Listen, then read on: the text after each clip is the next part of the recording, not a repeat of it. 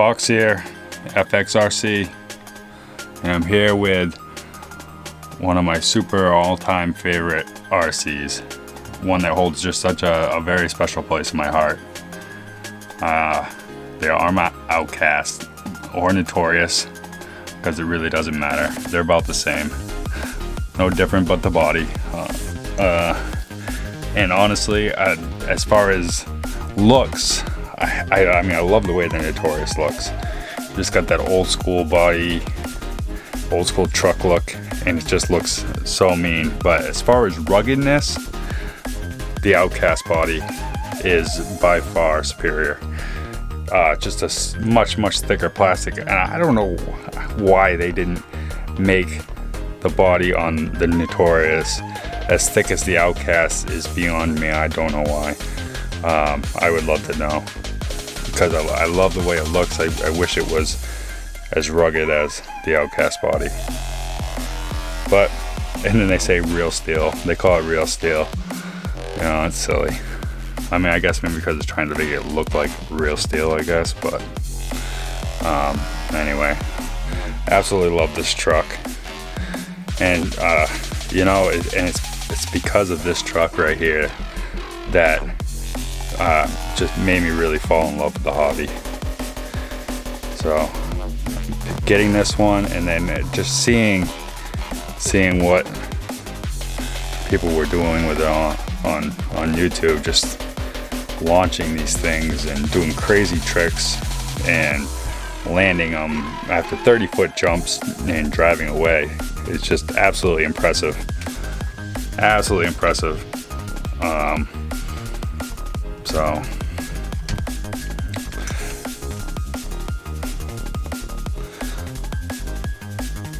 look at how beautiful it is. So like I said, I've had this one for about 2 years. It was my first Arrma, and the first one I definitely just, you know, started upgrading. I didn't, like I do with a lot of my RCs now, is just I upgrade them right away, right out of the gate, brand new. Sometimes I don't even run them. I just strip them down and put the good parts in, just because I know now at this point what needs to be done. So, but with this one was kind of a learning process, and I slowly did it. So it was not all right at once out of the gate. And you know the saying, if I knew then what I knew now, geez. But I guess the only thing would be different would be probably more M2C parts, especially, I mean, what are you gonna do? So I love it, and it's held up absolutely amazingly. I just love this truck. So we'll get the tires off, get the body off, and show you what I've done to make this, in my opinion, the ultimate Outcast. There's still probably a few more things I can do, and it's not quite as ultimate or as my Creightons are, but that's only because silly stuff like, instead of M2C hinge pin braces, I have Hot Racing, which are still good hinge pin braces, just not quite as good as some, especially M2C. So now with the wheels and the body off, you can see just how beautiful it is. Yeah, I always say that these are just as beautiful with the body off as it is with it on. I mean, it's a work of art. Look at it. Especially, I mean, if you know what you're looking at, that is beautiful. I would hang that, I would put a frame on that and hang it on my wall and look at it all day. I don't know, it's just beautiful. You know, and stock, they're great. They do look pretty cool, but once you get them to a level of just upgraded, it just turns into this beautiful work of art. I mean, look at that. So I guess I'll start out with the obvious, which is the power system, the heart of the vehicle. The Hobbywing Max 6 and the Hobbywing 1650 kV success motor. I think it's probably the biggest success motor Hobbywing has, and this is my favorite motor ESC combo for the Success Arrmos. I love it. They work great. They're super reliable. So just so much torque, more torque than you'd ever need. You can probably gear them up and get some okay speed out of it, but I mean, it's not. I don't think it's really it's a really torquey motor. So as far as steering, my servo, I got the Savox 1210 SG waterproof. Great servo. It's just been an amazing servo for me. I've had many of them. It's kind of my tried and true go-to servo. I love it. Waterproof, so it's kind of worry-free servo. Not too expensive. It's kind of in the middle of the ground, I guess, $80. It's not a cheap servo by any means. So, and that's the power system. Oh, and I got a Spectrum receiver, and I'm running on my DX5C. So my Basher transmitter. So my next favorite, I guess, would be the M2C parts with the beautiful M2C shock towers and center bracing, chassis bracing, rear, front. There's that M2C front shock tower. Beautiful, beautiful. As well as, if you can see it in there, is the M2C actual chassis. You can't go wrong with M2C. So definitely my favorite upgrade for strength on these is M2C. The quality's nicer than everybody else. The engineering that goes into it, I think, is just nicer than everybody else. And by far, just my favorite. And they're beautiful. Let me look at it. Beautiful. Alright, what else? I got some M2C shock caps, as well as the 4mm standoffs.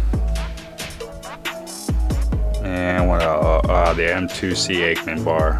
If you can see it in there. But there is a aluminum Aikman bar in there. There she is. You can kind of see it a little bit. Because I'll tell you what, that does bend. You would think that it would take a lot to bend that, but it really doesn't. They bend pretty easy, so that's a must upgrade for sure. All right, what else? After the M2C would be hot racing. Is probably the other number 2 things on here, and there's quite a bit of hot racing. So I got the hot racing battery trays. The stock battery trays are amazing. They're one of the best battery trays out there. They're great. And if you do a mod to make you put a capture nut on, the thing won't pop off. I can't help but upgrade, and so I do. When it fails, I just upgrade it. And it took a lot for it to fail, actually. It was actually a skate park we're in, just slapping down. And I think one time I just kind of went upside down, and sure enough, it popped right off. So, excuse to get the hot racing one. And it says it's a chassis brace also. And I can see that because it is aluminum with it. And it's got like this aluminum brace underneath. And your receiver box bolts to it also, and it pushes the receiver box over towards the center brace. Normally it's actually over here more.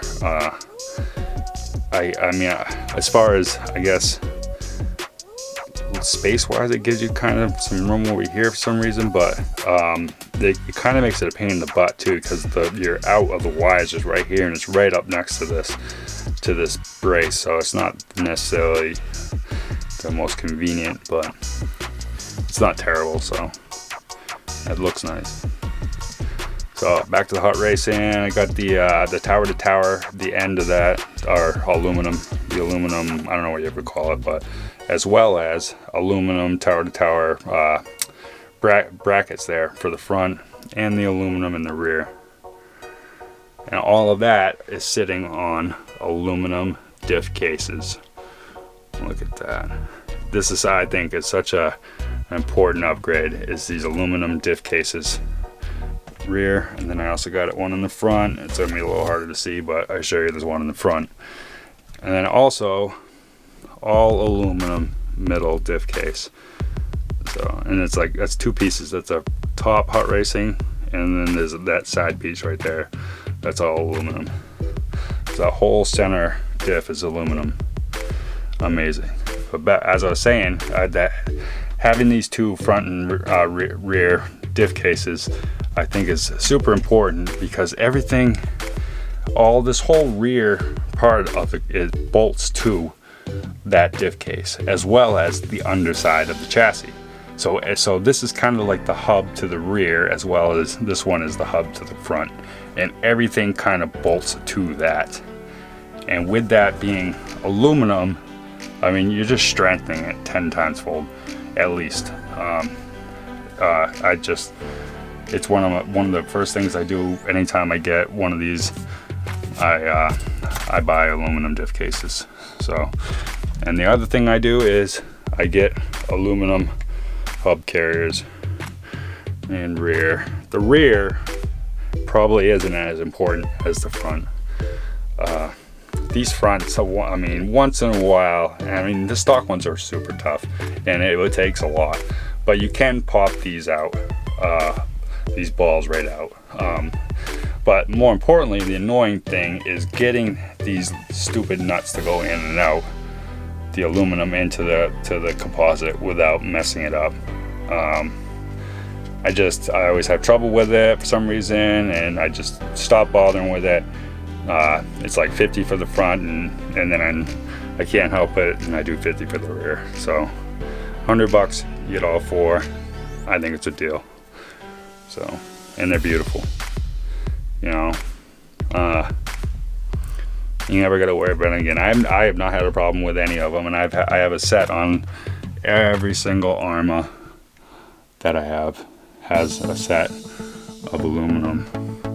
Not only diff cases, but also aluminum hub carriers. So, what else hot racing? Oh yeah, so all of my hinge pin bracings are all hot racing, and this is one of those cases that if I knew then what I know now, all of those hinge pin bracings would be M2C for sure. Just because I really think that they are the best. And if not M2C, there is probably some other ones that are better than hot racing. But that being said, I have never had a problem with these hot racing hinge pin bracing. So, and I'm out of orange juice myself, but they've worked great. So, and I've had them on this, and I've had them on a couple of other Arrmas. And I just never had a problem. But if they ever do fail, I will get M2C. So let's see, what was the other thing? Yes, RPM wing mount. They're good wing mounts. Definitely a lot more flexible than the stock, but they do still break. I've broken enough where they will absolutely break. They start bending, and then right in this hole here, they just snap right off. Eventually it will break one side, or it's usually one side goes first, but so I think I have one more set left, and then I'll upgrade it to my all-time favorite wing mount for these. It's the T-Bone Racing. They're the absolute best wing mounts you can get, besides actually just going and getting an actual, let's see what we got. An actual, where is it? Aluminum one. You know, and honestly, I don't necessarily suggest, because the aluminum one will bend if you hit it right, or because there's just no give in it, so that you're really likely to break something else too. Whereas at least the T-bone has some give to it, and I feel like at least that would break before it started snapping off the ears to your actual aluminum diff case or something. But because of these RPMs ones, and they don't do so well in the winter time, is why I have an aluminum hot racing one. But I'm super careful with it. So what else? You know, I think that's about it. Let's see, I got M2C droop screws in there. You can't really see them, but they're in there. Let's see. Techno springs. So I got yellow in the front and orange in the rear. You know, the Arrma ones are stronger. They definitely hold up a little bit better. So stock, this rig is 11 pounds, I want to say. Right now it's 13 pounds 4 ounces. That's no battery. You know, so 2 pounds 4 ounces I've added to this rig. You know, it doesn't seem like a lot, but I mean, it really is enough where it's heavier than. So I mean, so these springs take a lot. Honestly, if I could find a stronger one than the stock Arrmas, that would be great. But I have yet to be able to find any 16 millimeter shocks that are stronger than the stock Arrmas. So. What else? T-bone racing front bumper. This bumper is amazing. This is probably my absolute favorite bumper I've ever had. And you know, I'm thinking probably I want to get one even for my Creighton, just because it's amazing. I think for sure that I like it better than the RPM one.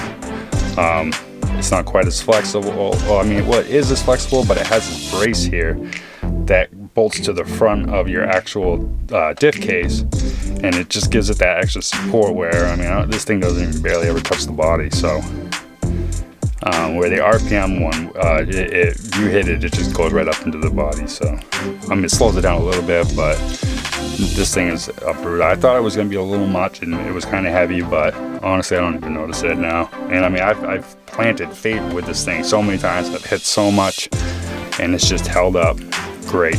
So geez, you know, trying to think of anything else that I forgot. There's so many things, it's so hard, and I'm sure I did forget something. And if you see something, that definitely shoot me a comment. You know, well, if you think of something that I could have done better or different for some reason, let me know. I would love to know.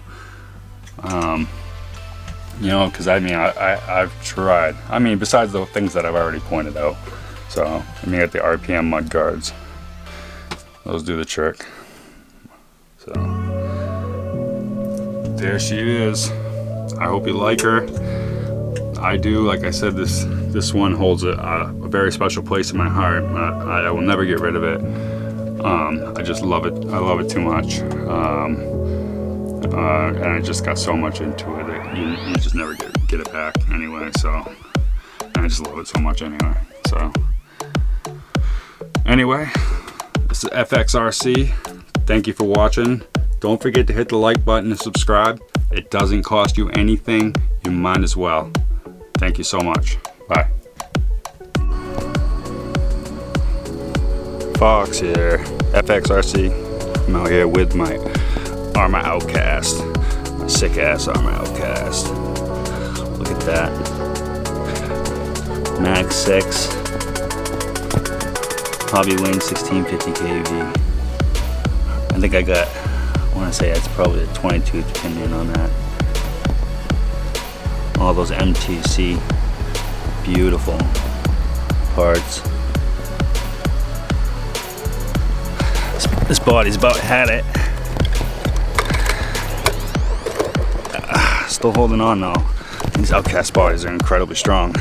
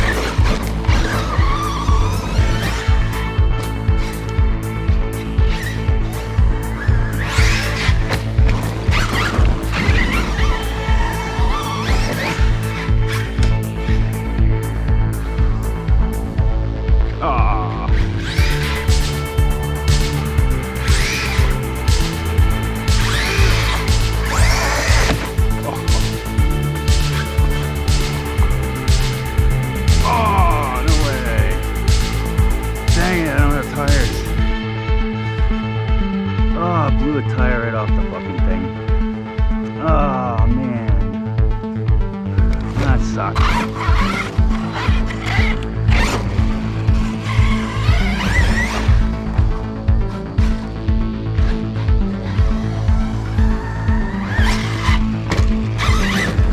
don't know, I think that tire might be done for. A little wobble.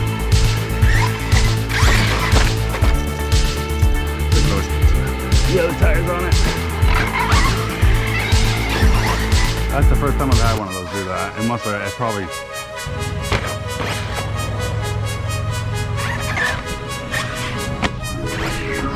Break it right away.